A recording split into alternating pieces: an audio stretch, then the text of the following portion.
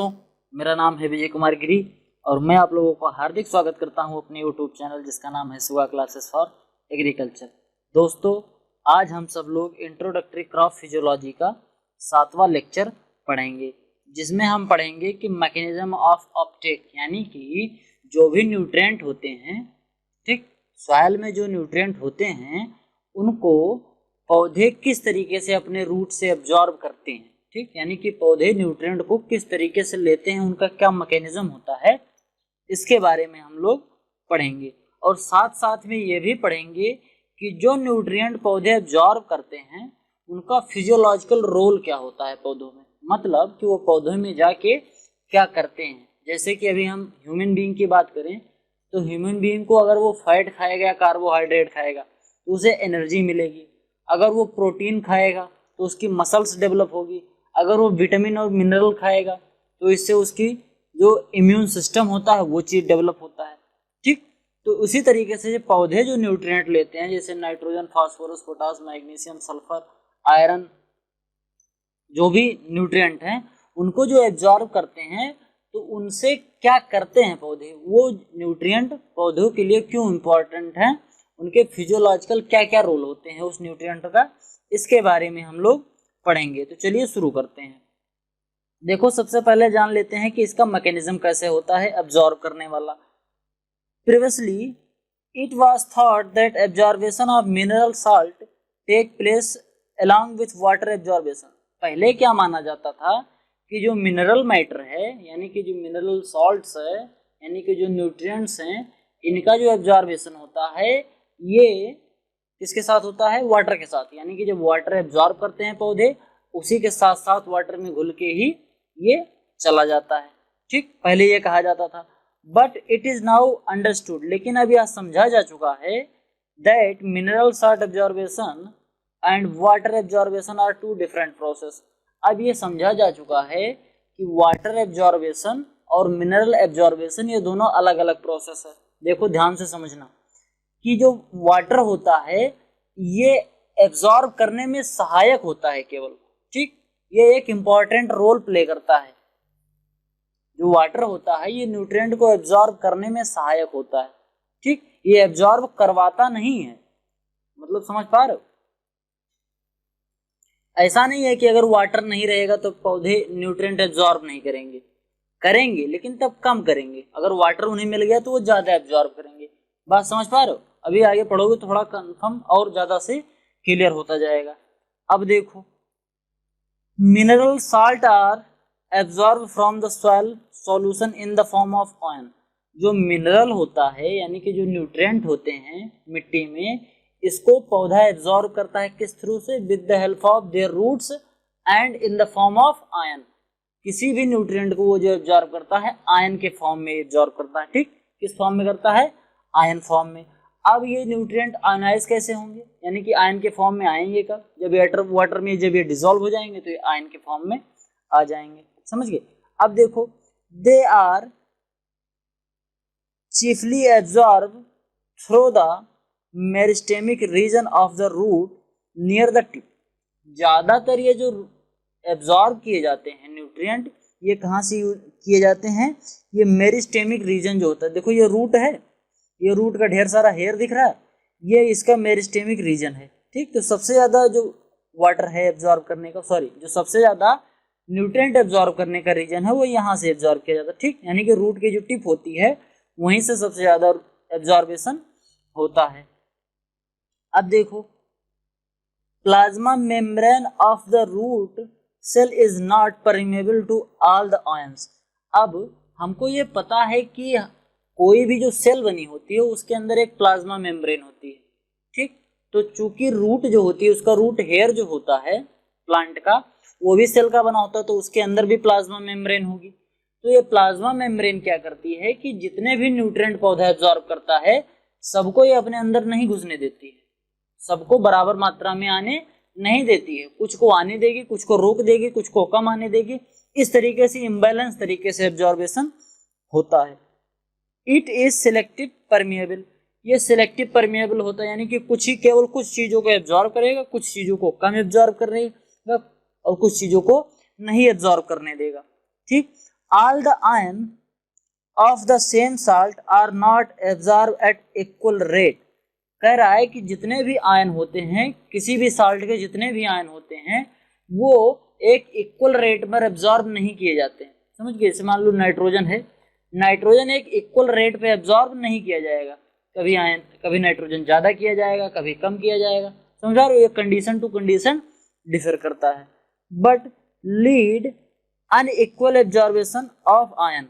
ठीक, unequal absorption, जैसे मान लो नाइट्रोजन का एब्जॉर्बेशन बहुत ज़्यादा होता है, मैग्नीशियम का कम होता है, मैग्नीज का और कम होता है, आयरन का भी कम होता है। समझ गए? यानी कि जो माइक्रो न्यूट्रिएंट है उनका एब्जॉर्बेशन कम होता है, जो मैक्रो न्यूट्रिएंट है उनका एब्जॉर्बेशन ज्यादा होता है। तो यही कह रहा है कि अनइक्वल एब्जॉर्बेशन होता है इनके आयन का। ठीक, first step in the observation of mineral salt is the process of ion exchange which do not require metabolic energy. कह रहा है कि जो पहले प्रकार का होता है, पहले प्रकार का जो एब्जॉर्बेशन होता है आयन का, यानी कि न्यूट्रिएंट का, वो किस फॉर्म में होता है? आयन के फॉर्म में होता है। ठीक, आयन के फॉर्म में एब्जॉर्ब होगा। तो जो आयन के फॉर्म में एब्जॉर्ब होता है, इसमें मेटाबॉलिक एनर्जी की आवश्यकता नहीं होती है। ठीक, यानी कि इसमें कोई एनर्जी नहीं लगेगा, आयन के फॉर्म में रहेगा। बाहर के प्लस है। ठीक, मान लो कि पोटेशियम का प्लस आयन बाहर पड़ा हुआ है, जैसे कि अभी एग्जांपल से समझो। देखो, ये हमारा है रूट, ये है रूट हेयर, यहाँ पर है हमारे एक के प्लस आयन, ये देखो के प्लस आयन पड़ा है।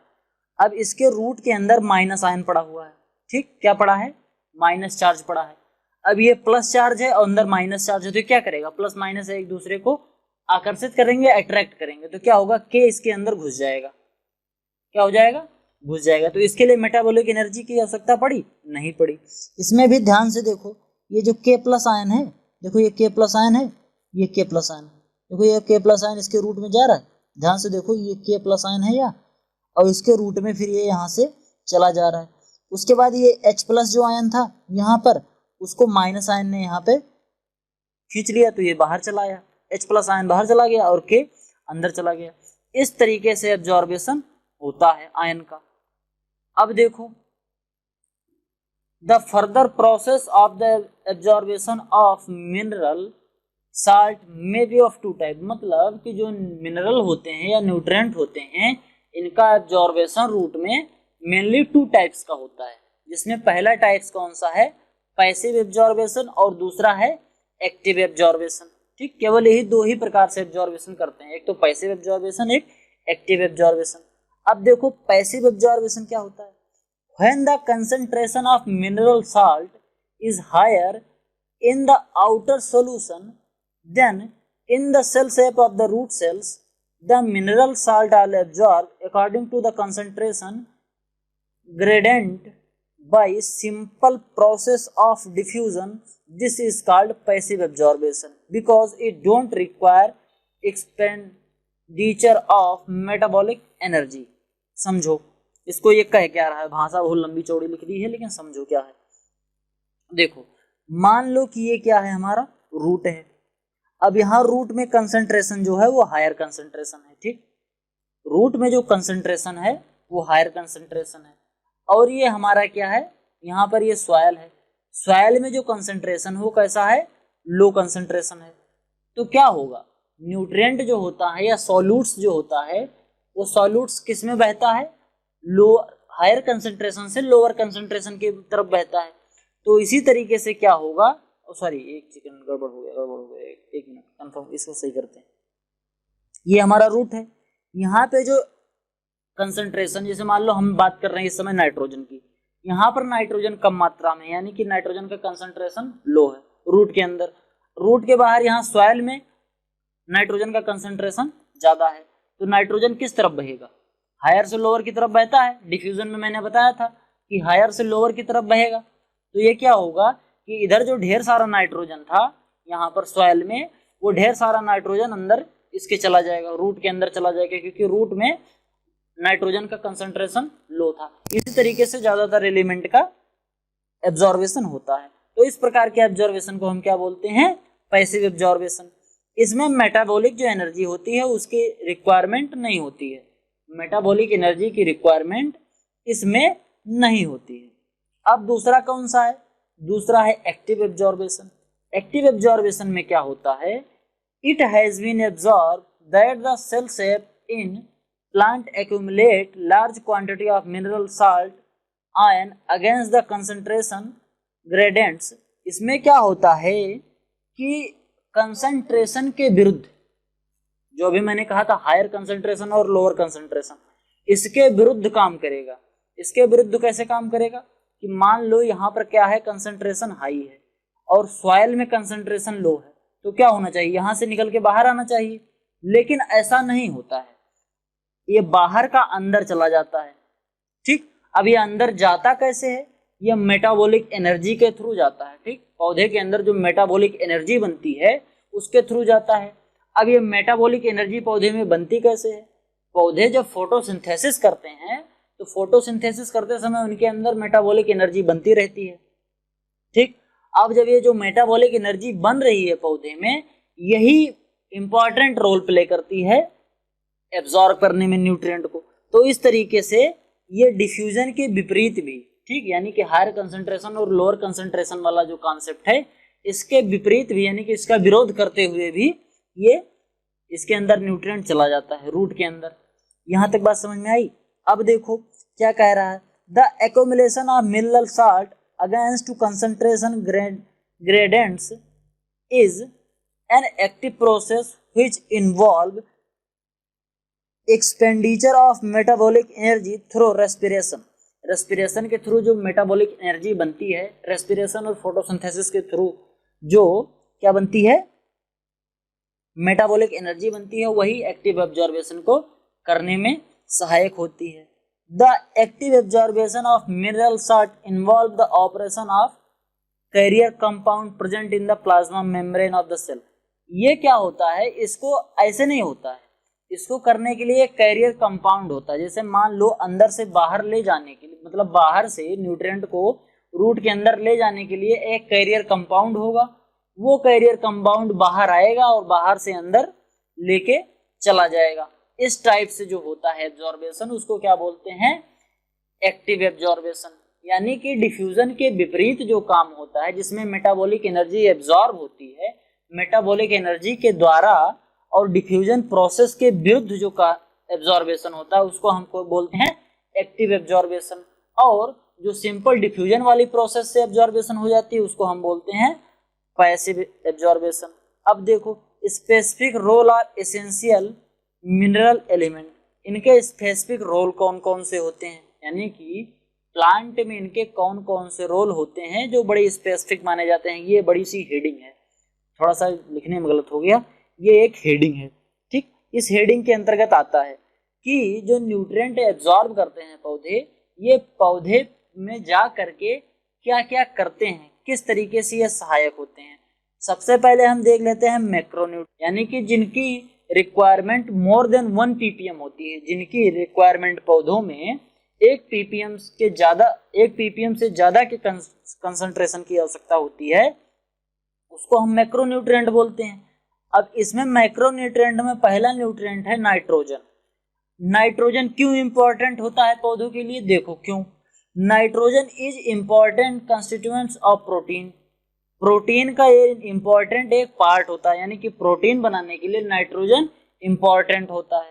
कार्बन, हाइड्रोजन, ऑक्सीजन और नाइट्रोजन, ये चारों प्राइमरी कंपोनेंट होते हैं जो प्रोटीन बनाने में सहायक होते हैं। न्यूक्लिक एसिड बनाने में भी ये सहायक होता है। उसके बाद प्रोफायरिन बनाने के लिए सहायक होता है, यानी कि क्लोरोफिल और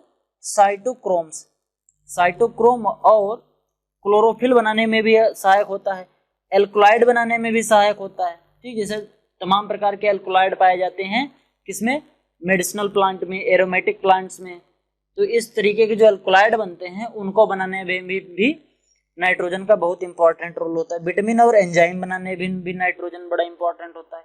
इसीलिए पौधे में ज्यादातर हम नाइट्रोजन की डिमांड पौधों में ज्यादा होती है, क्योंकि बहुत सी चीजें ये बनाने के लिए उपयोग होता है। Protein, nucleic acid, coenzyme, vitamin, alkaloid, chlorophyll, ये ढेर सारी चीजें बनाने के लिए उपयुक्त होता है, प्रयोग होता है, इसीलिए नाइट्रोजन की रिक्वायरमेंट पौधों में ज्यादा होती है। अब देखो, thus nitrogen play very important role in metabolism, growth, respiration and heredity.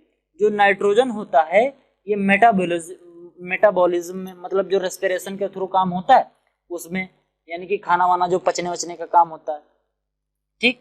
Metabolism होता है कि एनर्जी जो हम लेते हैं, हमारे शरीर में जो एनर्जी स्टोर होती है, रेस्पिरेशन के थ्रू जब हम एनर्जी को फिर से गेन करते हैं, वही रेस्पिरेशन वाली प्रोसेस को ही हम मेटाबॉलिज्म कह सकते हैं। तो उसके लिए भी आवश्यक होता है नाइट्रोजन, ग्रोथ के लिए भी इंपॉर्टेंट होता है। इसीलिए जब हम कहते हैं कि ज्यादा पौधे की ज्यादा ग्रोथ बढ़ानी होती है तो कह देते हैं यूरिया का छिड़काव कर दो, समझ गए, नाइट्रोजन दे दो। उसके बाद रिप्रोडक्शन एंड हेरिडिटी, उसकी जो रिप्रोडक्शन होता है यानी कि उनके जो जनन क्षमता बढ़ाने के लिए भी काम होता है, मतलब एक संतति से दूसरी संतति बढ़ाने के लिए नाइट्रोजन का काम लगता है। हेरिडिटी में भी बहुत इंपॉर्टेंट है। तो ये तो हो गया नाइट्रोजन का जो मोस्ट इंपॉर्टेंट वर्क था। अब देखो फास्फोरस का क्या क्या काम होता है।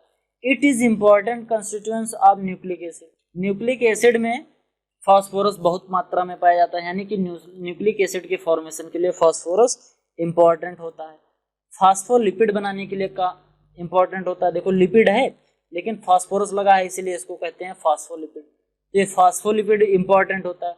को एंजाइम बनाने में काम होता है, जैसे कि NADP, NADPH2 और ATP।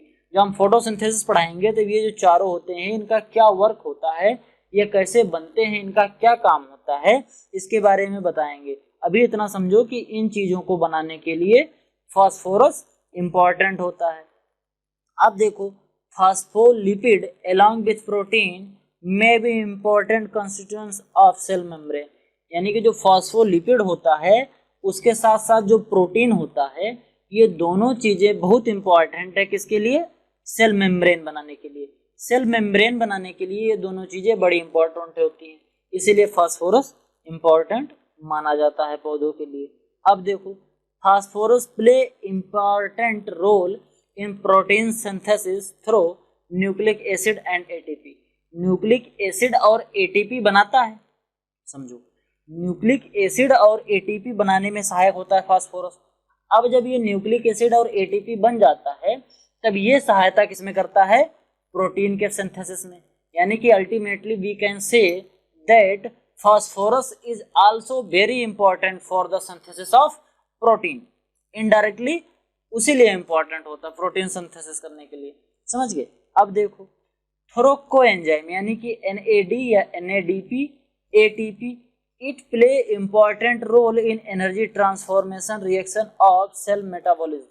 जब हम सेल की मेटाबॉलिज्म होती है, जब सेल के अंदर मेटाबॉलिक एक्टिविटी होती है तो उसमें एनर्जी को जो ट्रांसफर करते हैं, एनर्जी एक जगह से दूसरी जगह ले जाने के लिए, एनर्जी के मोबिलाइजेशन के लिए NAD NADP और ATP, ये तीनों चारों चीजें बड़ी इंपॉर्टेंट होती हैं।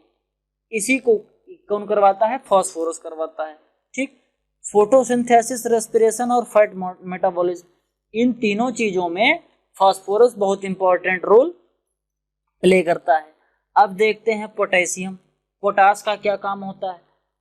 Although potassium is not a constituent of important organic compound in the cell, कह रहा है कि यद्यपि पोटास जो होता है, पोटेशियम, ये एक ऑर्गेनिक कंपाउंड बनाने में तो उपयोग नहीं होता है, यानी कि जो भी हम जो हम कार्बोहाइड्रेट बनाएंगे या फैट बनेगा या प्रोटीन बनेगा, इनको बनाने में पोटास का तो डायरेक्टली कोई इंपॉर्टेंस नहीं होता है।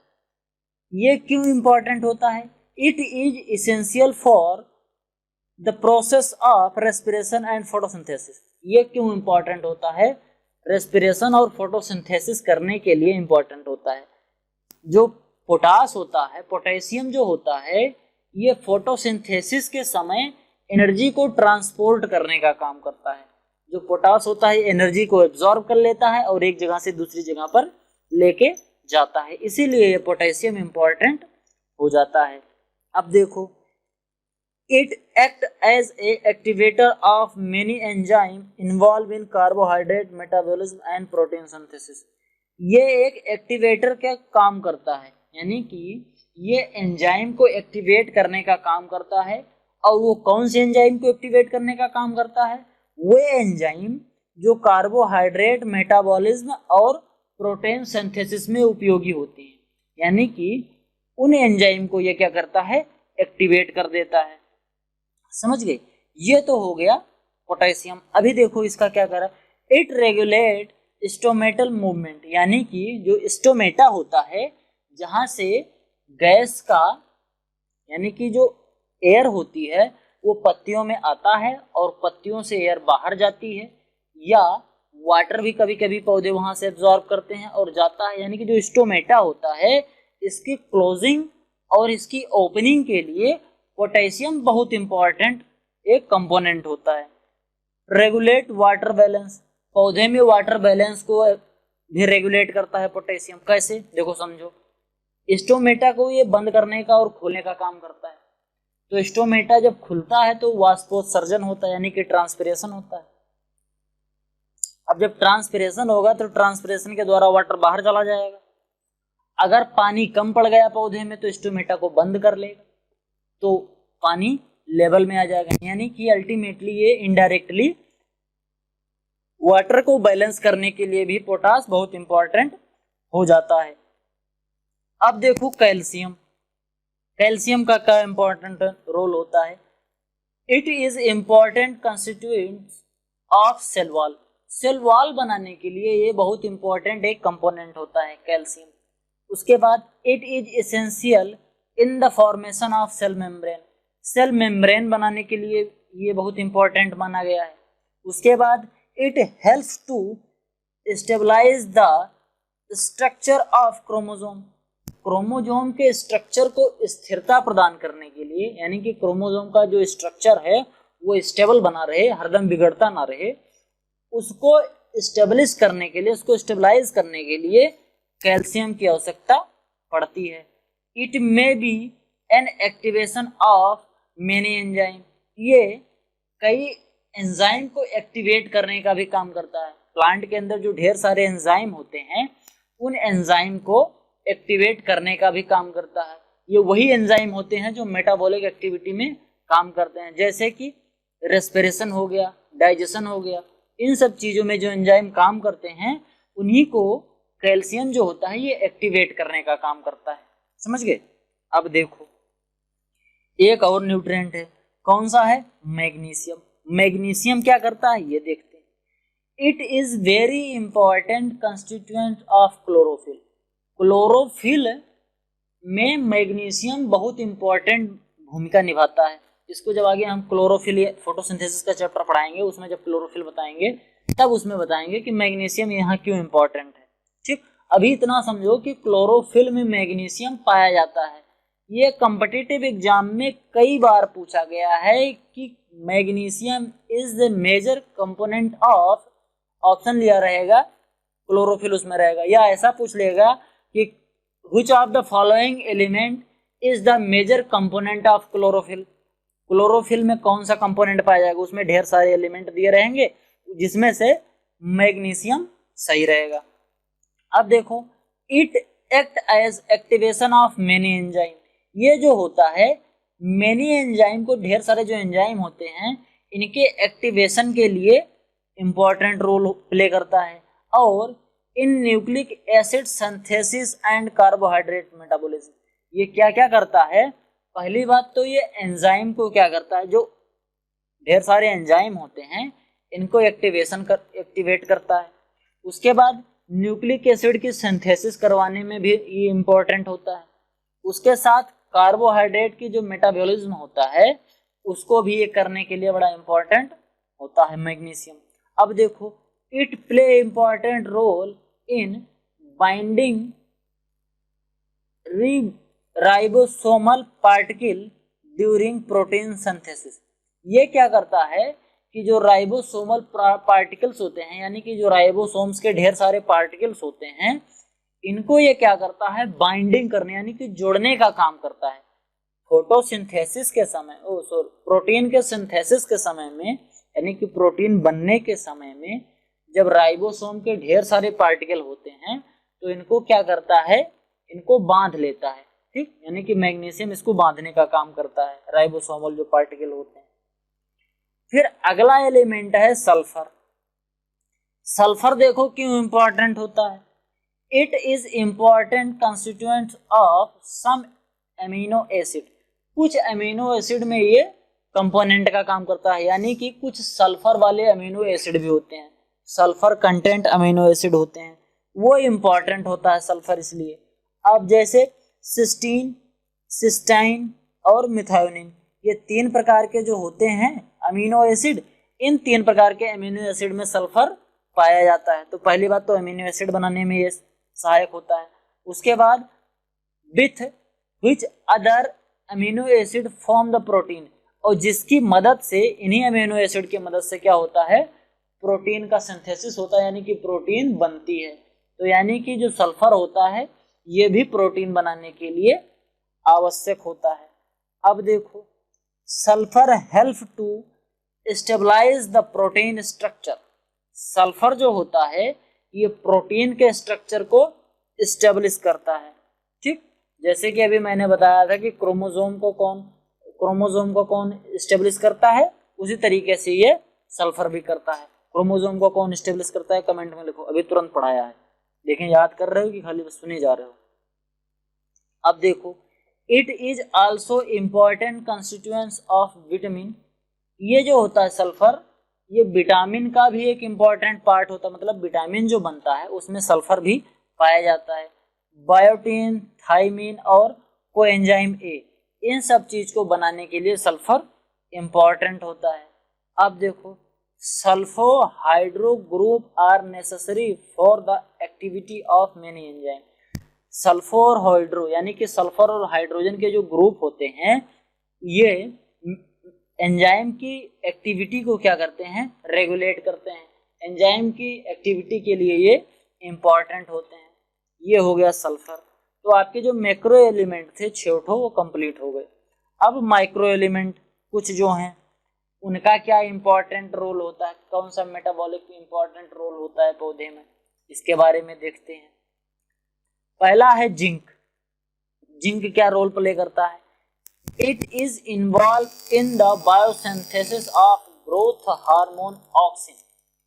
ऑक्सिन जो एक ग्रोथ हार्मोन होता है, इसकी बायोसिंथेसिस में जिंक इंपॉर्टेंट रोल प्ले करता है। अब it acts activator of many enzyme. ये डिफरेंट प्रकार के एंजाइम को एक्टिवेटर का काम करता है, यानी कि उस एंजाइम को ये एक्टिवेट करने का काम करता है। जैसे कार्बनिक anhydrase and alcohol dehydrogenase. Alcohol dehydrogenase और कार्बोनिक एनहाइड्रेस, इन प्रकार के एंजाइम को ये एक्टिवेट करने का काम करता है। जिंक हो गया। अब देखते हैं मैग्नीज क्या करता है। It is an activator of many respiratory enzyme. ये जो होता है मैग्नीज, ये जो डिफरेंट प्रकार के रेस्पिरेटरी वाले एंजाइम होते हैं, यानी कि जो रेस्पिरेशन में काम करते हैं, वो एंजाइम जो रेस्पिरेशन में इंपॉर्टेंट होते हैं, उनको एक्टिवेट करने का काम करता है। इसके साथ क्या काम करता है, और it is also an activator of the enzyme nitrate reductase. यानी कि ये नाइट्रेट रिडक्टेज जो एंजाइम होता है, इस एंजाइम को भी एक्टिवेट करने का काम करता है। नाइट्रेट रिडक्टेज ये क्या होता है, एक प्रकार का एंजाइम होता है, इसको भी ये एक्टिवेट करने में इंपॉर्टेंट रोल प्ले करता है मैग्नीज। समझ गए बात। अब देखो मैग्नीज इसके साथ और क्या काम करता है। It is necessary for the evolution of oxygen during photosynthesis. Oxygen निकलने के लिए, यानी कि ऑक्सीजन जो बनता है फोटोसिंथेसिस में, इसके इवोल्यूशन के लिए ये इंपॉर्टेंट होता है। मैग्नीज इंपॉर्टेंट क्यों होता है, ऑक्सीजन के एवोल्यूशन के लिए। जो फोटोसिंथेसिस में ऑक्सीजन बना है, उसके एवोल्यूशन के लिए मैग्नीज इंपॉर्टेंट होता है, नेसेसरी होता है। कॉपर का देखो क्या काम होता है। It is important constituents of plastocyanin, यानी कि कॉपर कंटेनिंग एक, ये प्लास्टोसाइनिन जो होता है, प्लास्टोसाइनिन जो होता है, ये एक प्रकार का कॉपर कंटेनिंग प्रोटीन होता है। कॉपर कंटेनिंग प्रोटीन होता है। उसमें कॉपर पाया जाता है। तो पहला इंपॉर्टेंस तो कॉपर का ये हो गया। अब देखो, it is also a constituent of several oxidising enzyme. It is also a constituent of several oxidising enzyme. कुछ जो ऑक्सीडाइज करने वाले एंजाइम होते हैं, ठीक, जो ऑक्सीडेशन करने वाले कुछ एंजाइम होते हैं, इनके अंदर भी कॉपर पाया जाता है, ठीक, यानी कि कॉपर उस प्रकार के एंजाइम का भी एक पार्ट होता है। अब देखो अगला है न्यूट्रिएंट आयरन। आयरन किस तरीके से इंपॉर्टेंट होता है इसको देखते हैं। Important constituents of iron, porphyrin, एक प्रकार का प्रोटीन लाइक साइटोक्रोम्स, पेरोक्सीडेज और कैटालेज। ये जो प्रोटीन होते हैं, चाहे वो पेरोक्सीडेज हो या फिर कैटालेज हो या साइटोक्रोम्स हो, इनका एक कंस्टिट्यूएंट्स होता है, मतलब इनके अंदर आयरन पाया जाता है। इसके साथ साथ it is essential for chlorophyll synthesis. Chlorophyll की सिंथेसिस करने में भी आयरन बहुत इंपॉर्टेंट रोल प्ले करता है। ये भी कॉम्पिटिटिव एग्जाम में कई बार पूछा गया है कि which of the following element is play a important role in the synthesis of chlorophyll. तो राइट आंसर आपका कौन सा आएगा? आयरन आएगा। समझ गए? कॉम्पिटिटिव एग्जाम में दो एलिमेंट क्लोरोफिल से जुड़े हुए हैं, एक मैग्नीज है, तो मैग्नीज क्लोरोफिल के अंदर पाया जाता है, और आयरन क्या होता है, ये क्लोरोफिल के सिंथेसिस के लिए इंपॉर्टेंट होता है। यही क्लोरोफिल से जुड़े दो एलिमेंट ज्यादातर एग्जाम में पूछे जाते हैं। और फोटोसिंथेसिस में पोटेशियम पूछा जाता है, ये क्या होता है, एनर्जी को ट्रांसपोर्ट करने का काम करता है, K+। अब देखो, it is very important constituents of ferredoxin. It is very important constituents of ferredoxin which play important role in photochemical reaction in photosynthesis and biological nitrogen fixation. जो बायोलॉजिकल नाइट्रोजन फिक्सेशन होता है, ये जो photosynthesis होता है, इनमें भी एक इम्पॉर्टेंट रोल प्ले करता है, ठीक। अब इसके बाद देखो बोरान। बोरान क्या काम करता है, कौन सी मेटाबॉलिक एक्टिविटी करवाने में इम्पॉर्टेंट होता है? Boron facilitate the translocation of sugar by forming sugar borate complex. यानी कि जो बोरेट वाले शुगर बोरेट के कॉम्प्लेक्स होते हैं, यानी कि वह शुगर जिनमें बोरेट भी पाया जाता है, इनको ट्रांसलोकेट करने में, सॉरी देखो फिर से पढ़ो, boron facilitate the translocation of sugar by forming sugar borate complex. यानी कि जो प्लांट में जो शुगर बनता है, उस शुगर को क्या करता है बोरान, उस शुगर को बोरेट कॉम्प्लेक्स बना लेता है, यानी कि अपने साथ उनको मिला लेता है उस शुगर को, और इसको मिलाने के बाद क्या करता है, उनका ट्रांसलोकेशन करता है, मतलब एक जगह से दूसरी जगह तक लेके जाता है, उन्हीं के साथ मिल जाएगा शुगर के साथ, और मिलके क्या बना लेगा, बोरेट कॉम्प्लेक्स बनाएगा, और फिर उसको एक जगह से दूसरी जगह तक लेके चला जाएगा। फिर अगला क्या है, it involves in cell differentiation and development since boron is essential of DNA synthesis। चूंकि डीएनए की सिंथेसिस के लिए बोरॉन इंपॉर्टेंट होता है, इसीलिए सेल के डिफरेंशिएशन के लिए और सेल के डेवलपमेंट के लिए बोरॉन इंपॉर्टेंट माना गया है। Also involve in fertilisation, hormone, metabolism etcetera. Boron जो होता है ये फर्टिलाइजेशन के लिए भी इंपॉर्टेंट होता है, उसके साथ साथ हार्मोन के मेटाबॉलिज्म के लिए भी इंपॉर्टेंट होता है। फिर एक एलिमेंट है मोलिब्डेनम। मोलिब्डेनम, ये मोलिब्डेनम क्या करता है देख लो। It is constituents of the enzyme nitrate reductase. Nitrate reductase एक प्रकार का एंजाइम होता है, इसके अंदर मोलिब्डेनम पाया जाता है, and thus play an important role in nitrogen metabolism. Nitrogen के मेटाबॉलिज्म में ये भी एक इंपॉर्टेंट रोल प्ले करता है, ठीक। जो मोलिब्डेनम है ये क्या करता है, नाइट्रोजन के मेटाबॉलिज्म में इंपॉर्टेंट रोल प्ले करता है। किस तरीके से, एक एंजाइम को ये क्या करता है, बनाता है, उस एंजाइम का क्या नाम है, नाइट्रेट रिडक्टेज एंजाइम। फिर अगला क्या है, it is essential for flower formation and fruit set.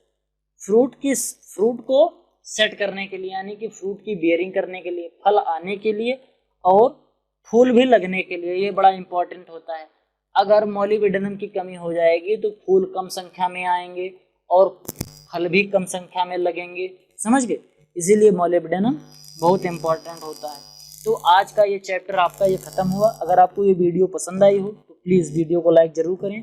Channel पर नए हैं तो चैनल को सब्सक्राइब करें, अपने दोस्तों के साथ चैनल को शेयर करें और ज़्यादा से ज़्यादा लोगों से सब्सक्राइब करवाएं, जिससे मेरा मोटिवेशन बढ़े और मैं आपके लिए ऐसे ही नए नए वीडियो लाता रहूं। मिलते हैं अगली वीडियो में, तब तक के लिए धन्यवाद।